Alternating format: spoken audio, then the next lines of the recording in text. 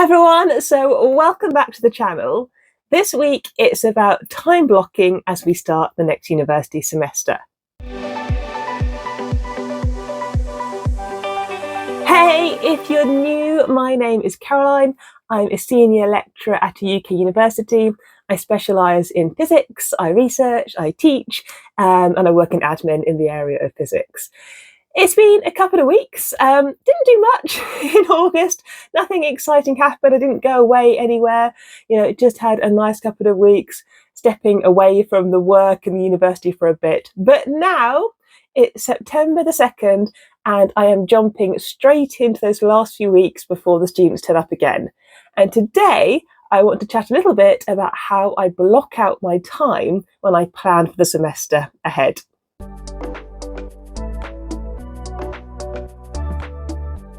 So what I'm talking about in this video isn't a to-do list, and I keep one of those as well.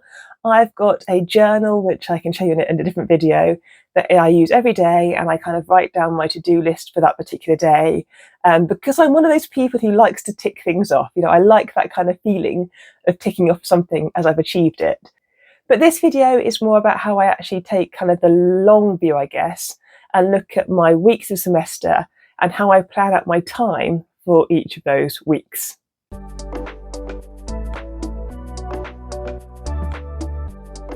And so the first thing that I do is I now have my teaching timetable. I taught modules across the summer. They were master students modules, but the teaching during term time is very different. I have undergraduate classes and master's classes, and that means I have got a really strict timetable. So the university issues me with when I have to be in which room delivering my lectures.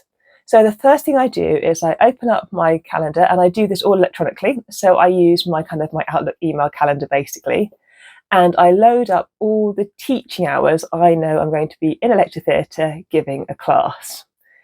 And then what I do is I block out all the half hours before that class and all the half hours afterwards. Because I don't know about you, but I think it's quite nice not to feel like you're having to charge from one thing straight into giving a lecture. When you're giving a lecture, you want to be prepared, calm, organised. Quite often I'm having to go across the campus to a different lecture theatre. One of my modules this year is for the first year, so I have lots of demonstrations. I've got to get equipment into that lecture theatre. So actually, I need that half an hour before my class to remain free. And then I keep the half an hour if I can clear afterwards, because inevitably students want to kind of catch you at the end of class to ask you a quick question or to clarify something. And also, again, it gives you time, I guess, to kind of decompress and unwind after that lecture. Now, I can't always do this. Sometimes I will have back-to-back classes and this strategy goes completely out the window, and then I am literally running from one class to another class. And I know if you're a teacher, maybe at a primary or a secondary or a high school, again, this does not work at all because you're teaching back-to-back classes. But on days where I have lectures and I've got maybe one lecture or two lectures, I try to reserve that half an hour before those classes start and the half an hour after the classes start, if I possibly can.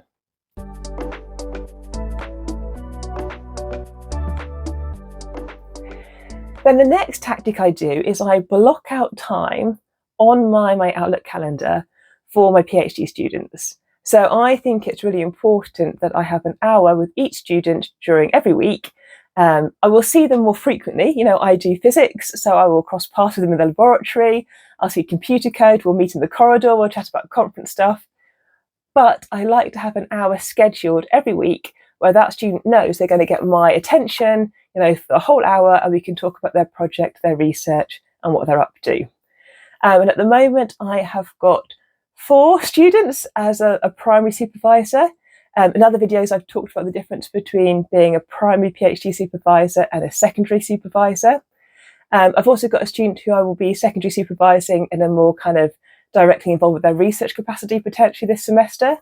So for those 4 or 5 students, I then go through the diary and I check their schedules, my schedules, and I block out an hour in my calendar for each one of those to have a weekly meeting. And actually, most of those students have got externals as well. So a lot of my research, we partner with industry. So we have people dialing in, not necessarily from the UK either, dialing in from different locations.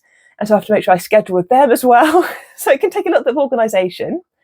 And then a tactic that I do is I try to meet with my PhD students, if I can, early in the week. So I like to meet with PhD students, preferably on a Monday. If not a Monday, I'd like to meet them either on a Tuesday or opposite, and at the end of the week on a Friday. So I either want to start the week by talking to them and seeing what their research plans are for the kind of the week ahead, or wrap up the week by talking to them, see what they've achieved that week and what they're planning to do for the next week. And also for me, it's really useful to be able to have PhD meetings kind of on the same day where I can kind of stay in the zone. So obviously my PhD students are working on different research projects, but we're in a kind of connected areas, and there might be kind of overlap or crossover techniques or principles or ideas. And I just personally find it helpful if I have my PhD students and their meetings on similar days. And again, that might not work for you. You might prefer to spread them out and have one meeting every day. Everyone does it in a slightly different way. So I put that into my calendar next. So lectures go in first, and then my PhD meetings go in next.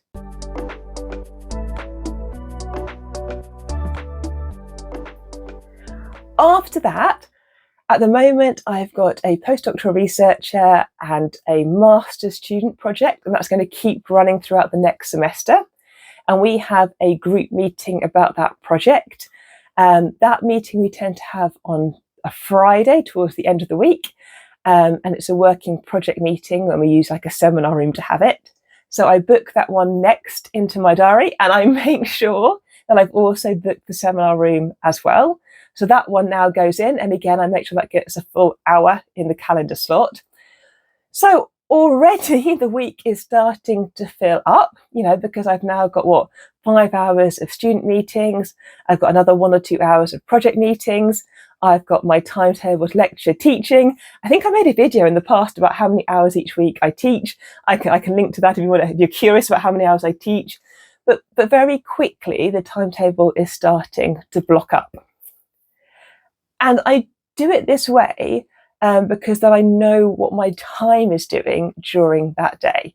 And I think it's useful for students to know when I'm going to be free to be contacted, and actually then when I'm going to be in a pre-planned research meeting or lecture class. So once I've got into the calendar my lecture classes, my tutorials, my PhD student meetings, and my project meetings, the next thing I do is I need to timetable some time for lecture prep. So, although I'm teaching classes this year that I've given before, it's still really useful and important to allow yourself some time to revisit the material. Maybe you want to adjust how you're teaching it or adjust your tutorial questions.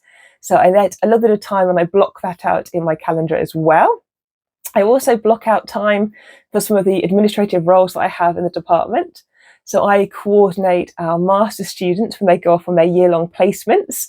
And again, that takes quite a bit of work because I've got to coordinate students who are potentially all around the world doing interesting research physics placements. I've got to make sure they're kind of on track with university regulations, that the placements are going well, that the providers are meeting our expectations as a university. So I block out time both to organise those kind of meetings and actually to arrange meetings with the students themselves. So we have like virtual meetings where people can drop in when they're around the world to kind of catch up and see how things are going. So they go in next. And after all that lot's in, I then very importantly try to schedule some research time.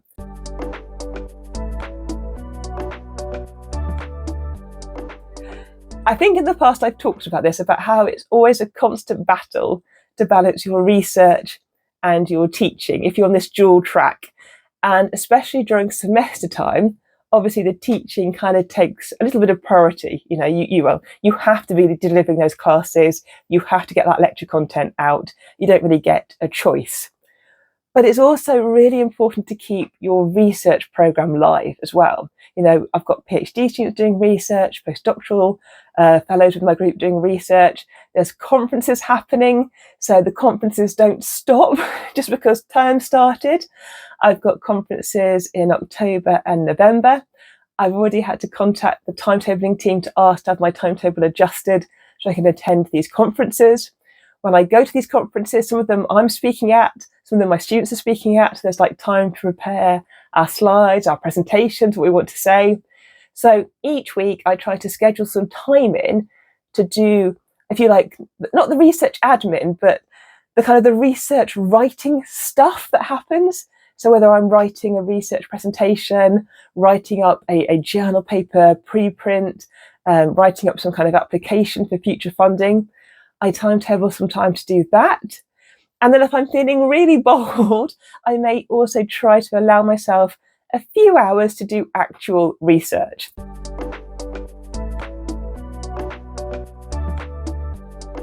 Now, I would say that is the most challenging thing to timetable for me during semester. It is much easier to timetable yourself allowed windows of opportunity to do research when you're not doing all those other activities that I've listed out. But I think it's so important. I joined university to be an academic scholar. I joined it because I love physics, I love science, I love reading new ideas, new concepts, the time to read different perspectives, latest thinking, new books, and actually to do the research. So I'm into using AI, different techniques in the kind of the space that I work in. So the time to do a little bit of computer programming each week is just really, really joyful. So I always, if I can, try to give myself a little bit of time during semester to actually do some personal research. Although I'll be the first to admit that that probably is the most challenging thing to try to protect. And then the other thing I try to do, and again, I kind of vary with how successful I am, is I try to block out time for exercise and lunch. Two really important things in my book. It's all too easy to get to the end of the day and realise I've not eaten anything, I've not drunk enough. So I try to put some time in to actually take a quick walk or to grab a sandwich. And then, I'm very lucky, I always enjoy doing sport. So I just try to make sure I'm timetabling some time in to do that during the working week as well. And that, again, is a bit of a juggle to kind of fit it into your schedule. But that's why I use this kind of time blocking technique, I guess, because then I don't feel so overwhelmed by everything. I know that I'm going to be having all the meetings I need to have each week. Yes, new ones will pop up that I have to slide in, but I know that my students are going to have enough of my time. I know that my undergraduate lecture courses are going to be all organised and sorted out, and that hopefully I'll get a little bit of time as well during teaching time to do some research. But I'd love to know, what is your strategy? How do you tackle this challenge of juggling your time during semester? If you have any top tips or tricks or hints, let me know in the comments box, because I'm always open to kind of new ideas or new ways of thinking about doing this. These videos, so now I've had my little summer break, we're back into full swing. So there'll be a new video every other Monday, and I'll be kicking off with a September live on the 15th, which I think is actually a Sunday. So if you fancy a bit of a live chat, join me for that one. And if not, I'll see you in another fortnight when I'll be, a week out from the undergraduates arriving. So yeah, it will be all systems go, I guess. But look after yourselves, stay safe, have a great week, and I'll see you soon. Bye.